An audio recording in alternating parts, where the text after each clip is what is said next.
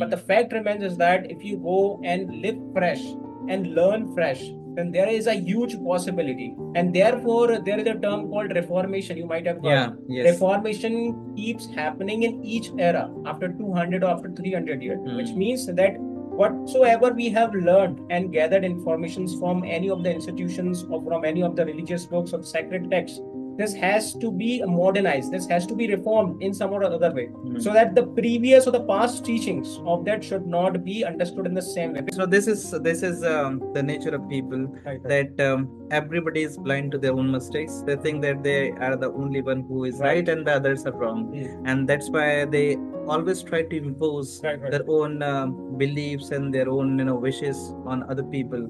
And this is and other person also protects Right. theirs as well, and that's why they're always in a kind of conflicting situation. The best creativity can be expected from a child, especially when the child is given all room, right? And that is to be given without any apprehension, right? So the child should not be bothered about what should happen after if she or he commits a mistake, right? So this is the power of giving freedom to someone, right? We have accumulated a lot of knowledge, but that is just a second-hand knowledge, right? We haven't experienced that on our own, right? It is said that if you haven't done anything on your own, don't take it for granted, right? Don't think that this is correct. When somebody says that this person is bad, so why do they say that this person is bad? Because this is their own opinion. Right. And your experience can be different with that person, right? So whatever the people say, don't just take it as it is. Right. You have to experience it yourself, and then you will acquire that first-hand knowledge. And first-hand knowledge is the only thing that is the right, because that is your own experience, right?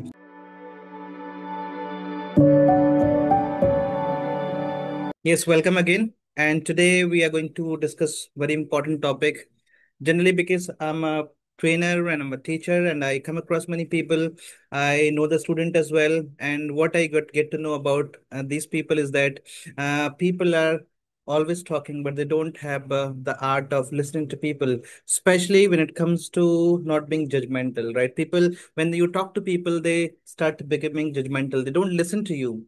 And this is something which we have to talk about today. I still remember one somebody who said that if you're being judgmental, then you will always be thinking that people will just talk about things which you want to talk about, because this is how you want them to talk about, right? So before we dive into the conversation, I want you to say a little about the topic so that we can have a smooth conversation, and people may get to know a lot about this topic, and they can develop this art of listening to people without being judgmental or without judging them, right? So over to you. Okay, good evening to you and good evening to all the audience. First of all, I feel really disappointed because when I go and participate in debates, discussions, public forums, I find people are so perplexed. And the reason for their perplexities is that they have expectations Yeah. from their counterparts. So when they hold conversations with other, they always want that they must accept the belief that the speaker has. Yeah. And therefore, this has somewhere curtailed the very value, the significance of communications and the open talks. Because today we are a part of democratic country, right? So Yeah. we all have rights and to express our will, our feelings, right? Our opinions openly. And at the same time, we expect that people, if not agree with all, but at least should learn to come to disagree to agree, agree to disagree point, right? So in this way, at least a good conversation could be ended, right? But unfortunately, nothing such happens. So this attitude of being judgmental, I think, is very well processed and seeped into the minds, especially in the youth, because after they have been through this all political churning from all around, so they have developed their biases, They have developed their predilections, their preferences, and moreover, they have strengthened those by feeding the same data to their conscious. Yeah. So therefore, they are not in the ready condition to accept other facts. And I think this has somewhere compromised with the total result of the conversation. Because why do we have communication, right? We both are communicating, right? So we want certain conclusion to be made out at the end of the discussion, right? It Yeah. could be well understood and grasped by the audience. But this judgmental, mindset somewhere, hinders this process to be a part of the minds, the audience, of the people. So I think this is one which I'm really disappointed about. Yeah. And I've seen many people, why do they have arguments? Because the other person is not willing to listen to them. Or if they're listening to them, then they are not actually paying any heed to them. And which is why the argument then goes on, and then they end up either quarreling, or they have a kind of kind of sometimes they don't even go on speaking terms with each Right. other, because this leads to the kind of quarrels which we see around. So before I say a little about it, I want you to answer one question which I have got ready for you. Tell me, how do you distinguish listening without judging or judgment, from listening to fix?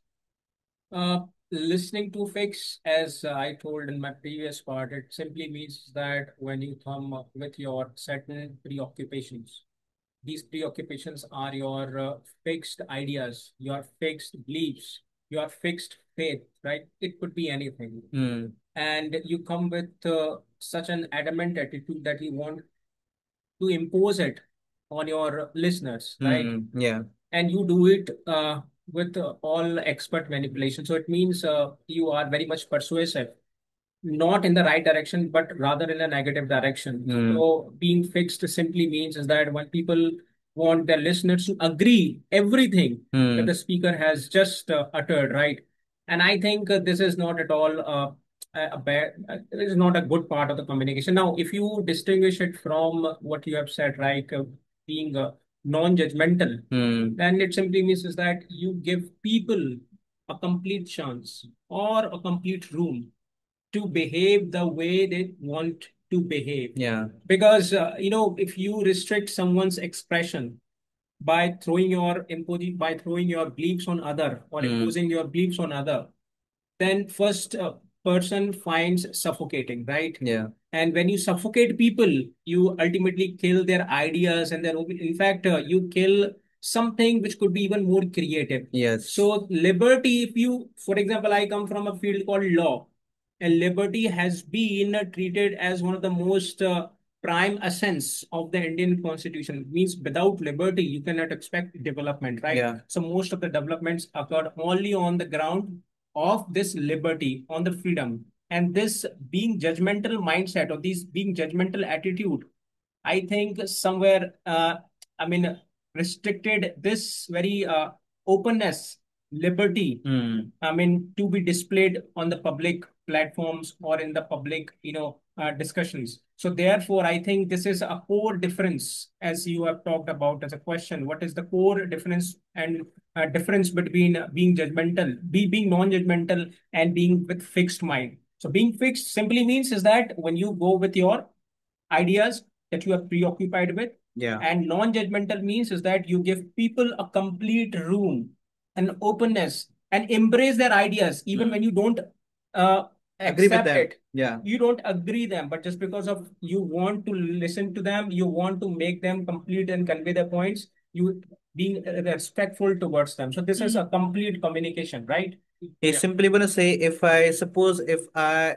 am a person who often judge people, then I invite you to listen, to say something about a particular topic, and then instead of listening to you, I'm just imposing my wishes on you. I'm imposing my beliefs on you. Right. So you'll feel ignored. You'll feel, that why am I being called if the person is not ready to listen to me, right? And sometimes, what happens when we don't listen to somebody, they don't come up with the what is deep within inside them, right?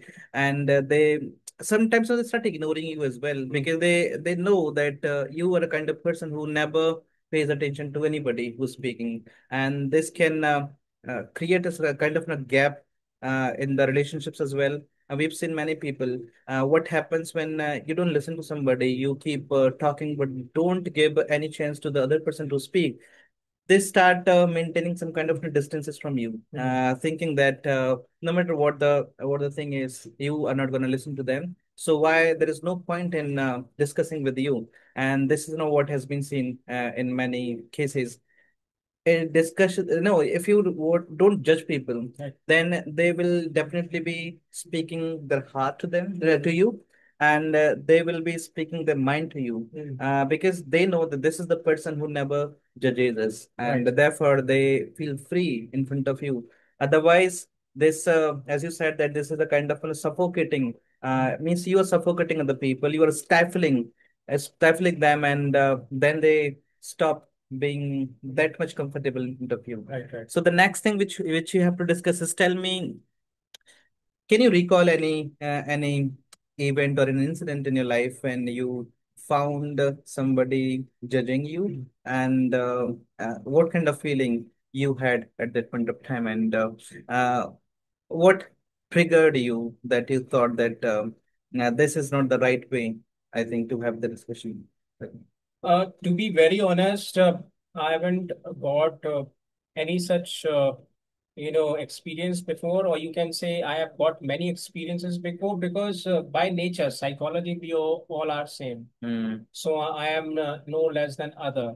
So if I read something, if I know something, I believe this is the only established fact, and therefore people must agree on my terms, on my conditions, right? So when you ask this question, whether I have had this experience, then I would probably say is that, see, when sometimes people don't listen to you, you would just start criticizing that person, that the person doesn't know anything, right? But in literal term, we all know, especially after 2 days or after 3 days, after the discussion is held, we realize that the person who was not agreeing on the points was also right to a certain extent, just because of that no one has known the entirety of everything, right?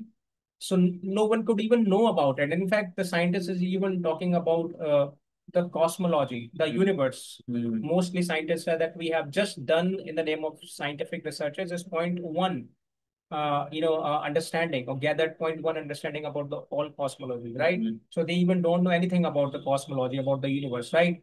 So what I mean to say is that the people, people are really, having this kind of approach in their life. But the fact is that how do you understand it and how do you perceive it? For example, I have perceived one thing, that yes, when people don't agree to me, I'm I have to be very responsible in that time, and I should try not to impose my belief on them. So this is my first, priority all the time, especially. Secondly, I don't feel myself be perturbed even when people don't agree to my terms. And even when I feel perturbed, I just on the next moment, realize that it is just a part of discussion, right? So, to be very honest, I haven't got this experience, but what I have got is that a true learning. And the true learning in this sense is that people tend to be like this. People are supposed to be like this. No one could be completely absolute, right? But if you realize what that, yes, you should not be bothering about people's personal opinion. You should be even embracing their opinions. Then I think you have accepted, something which is the universality or the universal law of communication. Yep. Tell me, when or somebody think that they're being heard or they're being given a space. So what kind of things will change in them? I mean, how would they transform? Would they transform for the better, or would they transform for the worse? You mean to say if we give them a chance and openness Yeah, I mean, or when a they room? feel heard, when they feel valued, when they feel that they're being given space to express themselves. So what kind of changes may take place in them? Okay, let's understand this with an example of a child. Child Mm. could be the best, example in this scenario. The best creativity can be expected from a child, especially when the child is given all room, right? And that is to be given without any uh, any apprehension, right? So the child should not be bothered about what should happen after if she or he commits a mistake, right? So this is the power of giving freedom to someone, right? And if someone realizes this power, we can only expect what huge productivity, the efficacy of each and every action, right? So when you give people chance or a room, okay, for speaking the way they want, for expressing their true opinions, whatever it is, even it should not be going according to the social standards, whatsoever it is. If you give them this chance or room, the person first of all feels comfortable. And being comfortable is the best position where the result could be produced in the maximum number, in the maximum amount. So the first and the foremost priority for each of us as a speaker is that we must make people feel comfortable. Yeah. So the question again comes here, how we can make person feel comfortable through this question. Yeah. That we must give them, chance, we must give them room, and we must embrace their opinion because, every person absorbs and imbibes things according to their own personal understanding, yeah, and their personal perception, their birth and the position. For example, when I was reading one book of Vivekananda, he modernized Vedanta by doing a one fantastic thing in the Vedas. And he did it by doing a simplification in the Vedas itself. For example, there had been a lot of confusion on as to what is exactly the meaning of duty. Then he simply said duty is or should be defined by someone's birth, by someone's position, by someone's society. For example, I live in India, so I have my personal duties which must be associated with the process of the prevailing situation, with the environment where I'm living in, with the situations which has been arising from my birth, right? All these things are giving me the very essence, the reason, or the kind of platform on which I should go and discharge my duty. So how simplified he duty, especially in this way. So for example, there has been so much chaos among very religious people that these, yeah, Americans and Russians, eat non-vegetarian, and they are actually not performing their duties according to Veda. This is what how this Swami Vivekananda defines is that they live in their countries, right? Yeah. And they have their duties which are governed by their own birth, yeah, which are governed by their own personal positions, geographical conditions, right?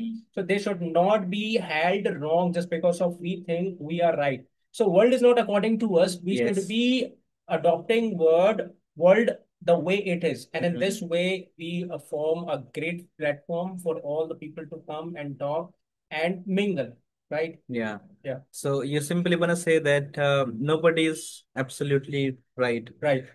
Sometimes, this is the nature of people, right, right, that everybody is blind to their own mistakes. They think that they are the only one who is right, right and the others are wrong, and that's why they always try to impose, right, right, their own beliefs and their own wishes on other people. And this is and other person also protects, right, right, right, theirs as well, and that's why they're always in a kind of conflicting situation. The next thing we have to talk about is, tell me, how does suppose when you are listening to somebody and you're giving them some kind of room, so you're suspending your own biases, right? Right. So how can this suspension of your biases, your own likes and dislikes, your own philosophies, can make other people feel comfortable, and how can this allow other person to come out of their self, and to start talking freely? Because in my own profession, I see that even the parents, they are expecting a lot from their kids. They don't really understand them. They don't really understand their nature, because everybody's nature is different. Their likes and dislikes are different. Even the philosophies are different, and in spite of having been from the same family, they can be different from each other, and there may be a drastic or makes a very massive difference between their opinions and all. But they are always no, expecting them to be behaving the way they want. I don't say that they should be allowed to have their own way all the time, because they don't have the understanding. But what I'm trying to say is that if they're doing something good, and it is coming from their heart, and they think that they can chart out their own path, and they can build a good career, especially in that particular field. And there is nothing wrong in that. I think they should be given a chance. Right. We should not always be imposing, because what the parent says, I just wanted to become a doctor, I just wanted to become an engineer, but I couldn't become, and therefore I want my kid to be a doctor or engineer. So, and this time, so this, what happens when when they do so, this stifles the kids, and this gives them a kind of some suffocating environment where they feel that, I don't have the liberty, I don't have the freedom, right, which I should be allowed, and therefore they stop opening up in front of the parents, and everything just goes away from there on. So that's what I'm asking you. When you suspend your own biases, when you shed all the philosophies which you got, and you allow the other person to come up with their own, and this may also happen if they may have something good to offer as well. It doesn't mean that you are the one who have something good to offer. They can also have. And when you listen to them, with all your attention, you might get something new. Right, right. You might get something good, and that may come in handy for you, and to lead a very peaceful and happy life and successful life. So when this happens, then what kind of you know changes the person may reflect, or how would they feel? This question is similar to the one we have just discussed, but this has to be answered in a different question, because what I'm trying to say is, I'm talking about philosophies, I'm talking about your belief system, I'm talking about your own wishes and your likes and dislikes. So how would that person be then behaving then thereafter? See, first of all, we need to understand that people today think that their knowledge, their understanding, and their observation is truly that could be accepted on the social standard. So this very idea of imposing one's belief, emerges right from this very position, or from this very point. So first of all, before answering this question, first of all, we should understand that there is a technique called emptying one's brain, one's mind. Yeah. Emptying one's mind doesn't mean that we have to shed all the thoughts, all the knowledge, right? It simply means is that we should learn not it to be used every time. Rather, it should be there as in the stored form, and we should listen to people the way it is. As I have rightly talked in the previous part, that everyone has their different experiences. So the first thing which we should do in this case is that there are universal facts which we all must know. For example, not a single thing or not a single act in the world which could not be uh, fraught with evil, which means whatsoever action you do in the name of goodness, it could 100% be fraught with evil. And the same is with the evil action. So even the evil action you perform or anyone performs, let's say, it should always be with a dent of some goodness. There could not be anything which should be termed as absolute. And that has been the teaching of the Bhagavad Gita, that has been the teaching of the philosophies by the philosophers. Now, it simply means is this, that everything has two sides, which means there are two sides of every, coin. And which we must, now, once we realize this fact, which is a universal fact, the first thing we learn and try to cultivate in our practice is that uh, we start giving people chance, right? And what are these chances?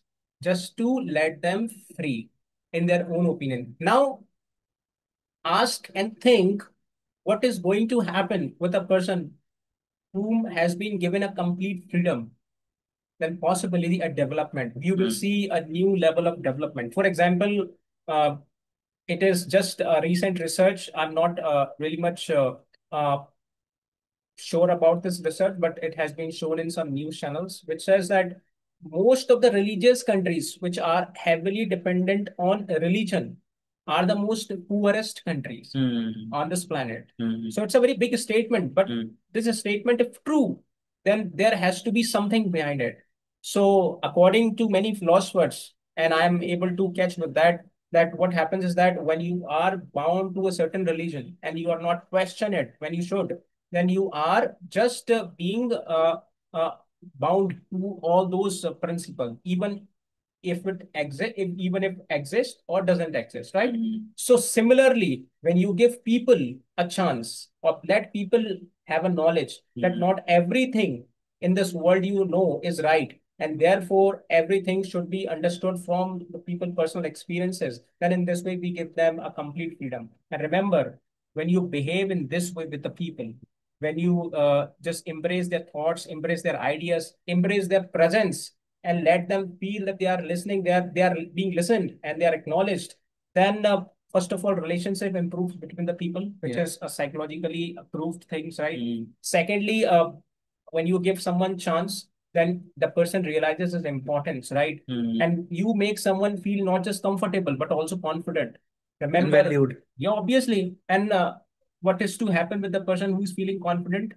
A good results, Yeah. a good possible outcomes for the Yeah. society. So when people feel confident, I think it make the environment. The person who is confident will always try to make the environment confident, positive, right? So this is a small thing, but I think it is really deep, and one must practice this, right? Yeah, tell me one thing that what is the role of silence when it comes to not being judgmental? I mean, when you keep silence, it means you are allowing the other person to speak whatever they want, or anything else. Tell me the role of silence when it comes to not being judgmental. I always find how to understand silence. And I read a few of the books of Jiddu Krishnamurti, where he nicely defined about silence. So mostly people think still now that being silent simply means being reticent or not to be in a state of speaking. But this particular man defines silence is that silence of thoughts. Silence of thought simply means is that when someone is communicating with you and discharging his ideas, thoughts, and sharing, then in this way you must be able to silence your thoughts.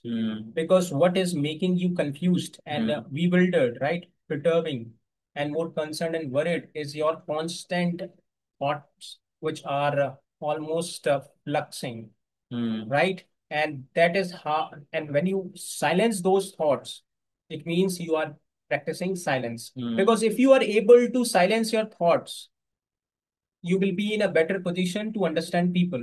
Because what interrupt us, I mean, ask yourself, I mean, what interrupts us in listening people is not our way of communication, is only our thought process. Because as Yeah. long as these thought process come, and with the help of these thought process we keep countering each and everything without letting person speak and making their point. So I think the major culprit here is your thought process. Yeah. Is a constant crowding of your thought process in your mind. And if you don't silence those thoughts, and if you don't restrict those thoughts in your own way or regulate your thoughts, I think you are going to spoil the environment, entire environment of communication. And in this way, the other party, the counterpart, is going to be affected. So silencing of mind simply means is just silencing your thoughts. And this is what we must practice. And I think value neutrality is one of those technique, or empties one mind could be a better technique that we should be able to just regulate our thoughts. We should be aware of all thoughts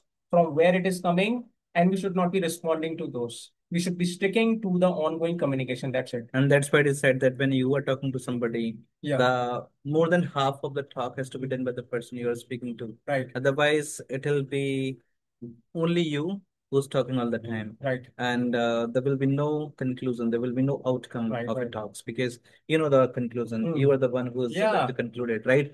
So the next thing which we have to talk about is tell me in a we are now, this world is now uber connected. Now we are very much, connected. Everybody, we are sitting here, we can be connected with the person who's sitting in America, right? So this world is now you connected. In this you connected world, how can people you know, find it easy to connect with the person who is sitting in front of them?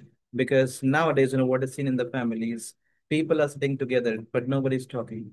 Nobody's talking. They're talking to somebody who's sitting miles away from them, right? So, in this particular scenario, how can a person develop and cultivate this art of listening to people and talking to them in a fashion that they feel valued and they feel heard and they feel loved, and they feel, that they are important. They're being given importance that they truly deserve. I'm truly impressed by Jiddu Krishnamurti for one reason. You know why? Because he teaches people to live in present, Hmm. and it means a lot. Hmm. Because this particular formula or as a principle could be applied in everyone's life, Yeah. and the results could be perceived accordingly. It means that when you practice to be a part of presence, it means if I'm talking to you now, I'm just talking to you now. Yeah. There is nothing else in my mind, right? So if Even the devices are not there with us, yes, right? We even have just set them aside. absolutely. If I'm eating food, so my all focus must be on eating. It means Mm. I must be into the ecstasy of Mm. the taste of the food, right? Yeah. If I'm walking around with my friends, I should be now capturing the entire scenery, the picture Yeah. scene of the environment, and I should be just gazing it, right? So this is called living in presence. Mm. Now, it means that when you practice this living in presence, you are trying to be more creative. You are trying to be more fresh. Yeah. I mean, for example, we are taking continuously oxygen and the releasing gases here, carbon dioxide. Every oxygen, the molecule that we are perceiving now is a fresh oxygen. Yeah. Now, the problem with the people today is that they want to gather all the data and the rubbish Yeah. in their mind, and they want to prove all these things on the basis of that acquired data. But the fact remains is that if you go and live fresh and learn fresh, then there is a huge possibility. And therefore, there is a term called reformation. You might have heard. Yeah. Yes. Reformation keeps happening in each era after 200 or after 300 years, which means that whatsoever we have learned and gathered informations from any of the institutions or from any of the religious books or sacred texts, this has to be modernized. This has to be reformed in some or other way, so that the previous or the past teachings of that should not be understood in the same way, because situations are being completely different. Situations, circumstances are changing, and everything is changing right now. So you cannot apply the same reason, same formula again in this. So we have to be very. So now the question you asked, I mean, how should a person be into this practice of presence and should be living in the present moment by talking to people who are just living beside them rather than talking to someone living far away? Then this is what all the practice of living in presence, because as I told you, we always busy in proving something. Yeah. And the most ironical part of that we want to prove it on the basis of the accumulated data. So Second-hand once knowledge. so once I know that this is my present time, and since you are sitting right before me, you are the only my priority, then this is going to give me an immense learning. And with this immense learning, I think a better results could be produced. Rather than, moreover, one thing is scientifically proved already. When you make thing happen, it simply refers that you are exerting force. Yes. And wherever you exert force, it means there has to be some conflict within you. Yes. And when thing happens on its own, there is no exertion of force. Yes. Because it is happening. For example, the breathing is happening, It's not happening on its doing. own. Yeah. The sun revolving or the earth revolving is happening, not doing. So these are the psychologically, understandable things. Many philosophers did that. They have written many books on that. All we need to do just to go and read. For example, we have did a one review of the book called Psychology. Psychology. Yes. I Psychology is deep, everything. Yeah. I want my audience to please go and check this. Yes. Watch this video. Yes, Watch this video. Yes. we try to cover the entire essence of the book, and how we should live in the presence is what is being taught in the book, right? So Yeah. yeah. Yes, so you are simply trying to say that we have accumulated a lot of knowledge, but that is just a second-hand knowledge, Right. right? We haven't experienced that on our own, right? Right. It is said that if you haven't done anything on your own, don't take it for granted, right? Right. Don't think that this is correct. Mm. When somebody says that this person is bad. So why do they say that this person is bad? Because this is their own opinion. Right. And your experience can be different from with that person, right? So whatever the people say, don't just take it as it is. Right. You have to experience it yourself, and then you will acquire that first-hand knowledge. And first-hand knowledge is the only thing that is the right, because that is your own experience, right?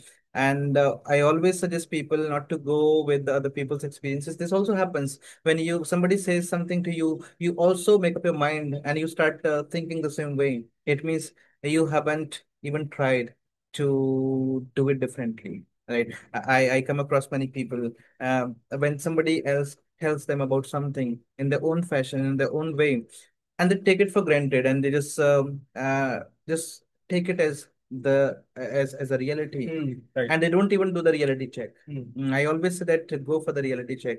The way, when we buy a product, we see the reviews, Right. and then we decide whether to buy it or not. So why, if just to buy a product, we are doing so much research. Right. Why don't we do the research when we accept something in our life, right? So it is given that we have to do the reality check, and then we will reach the conclusion. So before you decide something, never ever become influenced, because this influence can take a toll on your decisions, right? So this is something which we have to discuss, especially in this podcast show. uh, I know it's been a long time that we uh, have started again, right? We haven't been able to do any video right in the past, just because something, we were busy with something. Now we are back in. Now we are back in the again, and we are back into our business, and we will now invite guests for the people to learn from. And we will keep doing these videos. Right. We'll keep producing some good content for the people to learn something from, because our solo motive is to provide uh, information to people, that too based on some research and our own personal experiences. We don't just beat about the bush. This is Right. what we promise you. We never beat about the bush. Yeah. If I don't have anything, if I don't know anything, I will not be speaking Right. about that, because what I believe is that I we should never be feeding wrong, Yeah. or we should not be giving wrong message to anybody, because this is very dangerous, right?